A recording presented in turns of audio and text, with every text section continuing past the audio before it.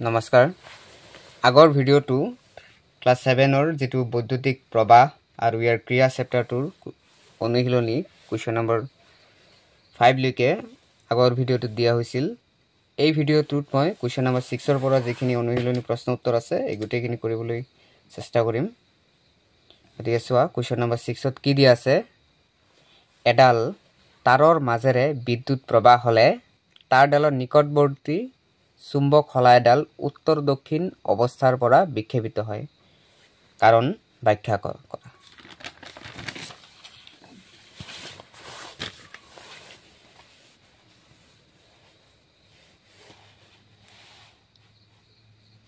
question number 6 ৰ আনসাৰটো হ'ব পৰিবাহী এডালৰ মাজেৰে বিদ্যুৎ প্ৰবাহ চালিত হলে পৰিবাহীৰ চাৰিফালে এখন চুম্বক ক্ষেত্ৰ সৃষ্টি হ'ব আৰু এই যাৰ চুম্বক ক্ষেত্ৰ সৃষ্টি হোৱাৰ কাৰণে চুম্বক ক্ষেত্ৰই চুম্বক খলাৰ যেটো চুম্বক ক্ষেত্ৰ আছে তাৰ লগত আন্তঃক্ৰিয়াৰ ফলত চুম্বক খলাডাল বিক্ষেপিত ঘটিব তো কোৱেশ্চন নম্বৰ 6 ৰ আনসাৰ সেট কোৱেশ্চন নম্বৰ 7 ৰ আনসাৰ হ'ব এটা চিত্ৰ দিয়া আছে কোৱেশ্চন নম্বৰ 7 চিত্ৰত দেখুৱা বৰ্তনীৰ সুইচটো জপালে চুম্বক খলা বিক্ষেপণ ঘটিবনে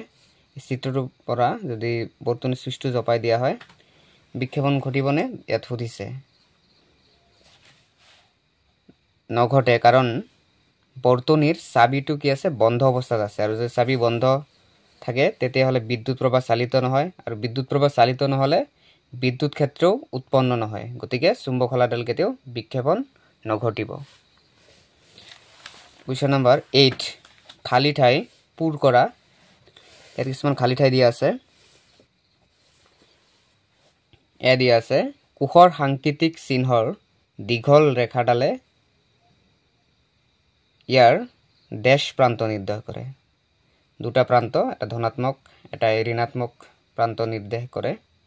গতিকে যেটো দীঘল ৰেখা থাকে হেতু ধনাত্মক প্ৰান্ত নিৰ্দেশ কৰিব বি হ'ব দুটা বা তাতোধিক কোষৰ সংযোজনক আমি ব্যাটাৰী বুলি কওঁ ব্যাটাৰী বোলে সি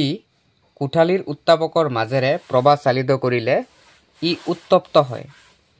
ডি বিদ্যুৎ প্ৰবাহ হৈ তাপ উৎপন্ন হোৱা ক্ৰিয়াৰ ফলত ক্ৰিয়াৰ ওপৰত ভিত্তি কৰি তৈয়াৰ কৰা সুৰক্ষা ব্যৱস্থাটোক আমি ফিউজ বুলি কওঁ সেটা হ'ব ফিউজ কোৱেশ্চন নম্বৰ 9 তলৰ উক্তিবোৰ ভুল হলে ভুল আৰু শুদ্ধ হলে শুদ্ধ চিন দিয়া দুটা কোষৰ এটা ব্যাটাৰী হাজিবলৈ এটা কোষৰ ঋণাত্মক প্ৰান্তটো আনটো কোষৰ ঋণাত্মক প্ৰান্তৰ লগত সংযোগ কৰিব লাগে নহয় এটা ভুল হ'ব কাৰণ ঋণাত্মক প্ৰান্ত ধনাত্মক প্ৰান্তৰ লগত সংযোগ কৰিব লাগে ব্যাটাৰীটো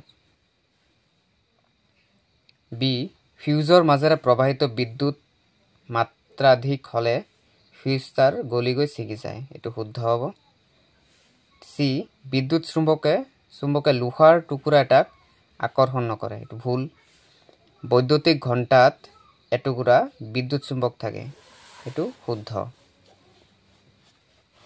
কোৱেশ্চন নম্বৰ 10 এটা আৱৰ্জনা স্তূপৰ পৰা প্লাষ্টিকৰ মোনাবোৰ পৃথক কৰিবলৈ বিদ্যুৎ চুম্বক ব্যৱহাৰ কাৰ্যকৰী হ'ব বুলি তুমি ভাবানে ব্যাখ্যা কৰা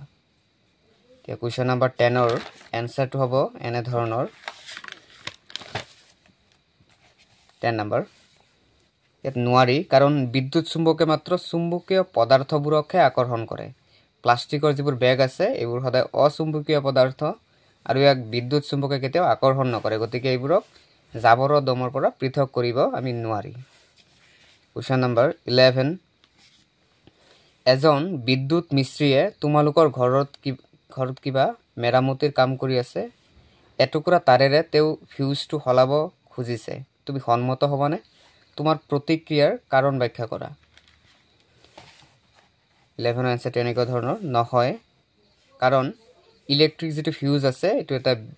বিশেষ ধাতুৰে তৈয়াৰী ই অতিৰিক্ত বিদ্যুৎ চালিত হলে সদায় উত্তপ্ত হৈ গলি যায় আৰু ঘৰুৱা বৈদ্যুতিক যিবোৰ সৰঞ্জাম আছে এইবোৰ নষ্ট হৈ নাযায় যদি একে তাৰেৰে ফিউজ বনাই দিয়া হয় তেন্তে বেছি পৰিমাণৰ বিদ্যুৎ প্ৰবাহিত হলে আহিলাবোৰ নষ্ট হৈ যাব কাৰণ এই প্ৰবাহৰ ফলত বনাব খোজা যেটো ফিউজ এটো গলি নাযাব বা গলি নাযায় কোৱেশ্চন নম্বৰ 12 চিত্ৰ দিয়া আছে চিত্ৰ দেখুৱাৰ দৰে এটা কোষ ৰখা হজুলি এটা সুইচ আৰু এটা বাল্ব ব্যৱহাৰ কৰি জুবেদা এটা বৰ্তনী সাজিলে তাৰ পিছত তাই সুইচ দিয়া সত্ত্বেও বাল্বটো নজ্বলিল বৰ্তনীটো সম্ভাৱ্য ভুলবোৰ